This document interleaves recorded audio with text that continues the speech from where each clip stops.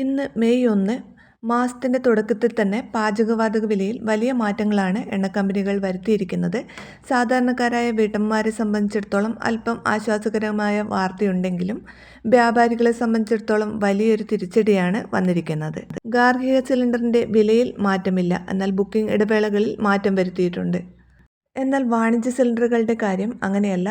ഒറ്റയടിക്ക് റെക്കോർഡ് വർധനവാണ് ഇവിടെ ഉണ്ടായിരിക്കുന്നത്. 19 കിലോ തൂക്കമുള്ള വാണിജ്യ സിലിണ്ടറുകൾക്ക് 993 രൂപയാണ് ഇന്ന് വർദ്ധിപ്പിച്ചത്. ഇതോടെ ഡൽഹിയിൽ വാണിജ്യ സിലിണ്ടറിൻ്റെ വില 2076 രൂപയിൽ നിന്ന് 3071 രൂപ 50 പൈസയായി. ഇതോടെ കൊച്ചിയിൽ 3085 രൂപയാണ് വാണിജ്യ സിലിണ്ടറിൻ്റെ വില. തിരുവനന്തപുരത്ത് 3106 രൂപ, കോഴിക്കോട് 3117 രൂപയും. ഹോട്ടലുകൾ, ബേക്കറികൾ, മറ്റ് ചെറുകിട വ്യവസായങ്ങൾ എന്നിവയ്ക്ക് ഇത് വലിയൊരു പ്രഹരമാകും.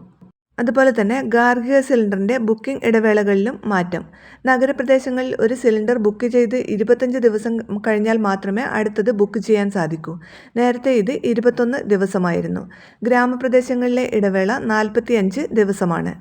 അതുപോലെ തന്നെ സിലിണ്ടർ വിതരണത്തിന് ഡെലിവറി ഓതൻറ്റിഫിക്കേഷൻ കോഡ്, അതായത് DAC നിർബന്ധമാക്കി.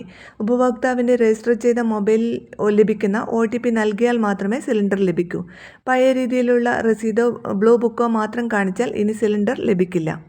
അടുത്ത അറിയിപ്പ് സ്ത്രീ സുരക്ഷാ പെൻഷൻ വിതരണത്തെക്കുറിച്ചാണ്. സ്ത്രീ സുരക്ഷാ പെൻഷൻ്റെ 2 ഗഡുക്കളുടെ വിതരണം മാത്രമേ ഇതുവരെ പൂർത്തിയാക്കിയിട്ടുള്ളൂ. ഏപ്രിൽ മാസത്തിൽ പൂർത്തിയാക്കാനിരുന്ന വിതരണം സാങ്കേതിക കാരണങ്ങളാൽ നീണ്ടുപോയി.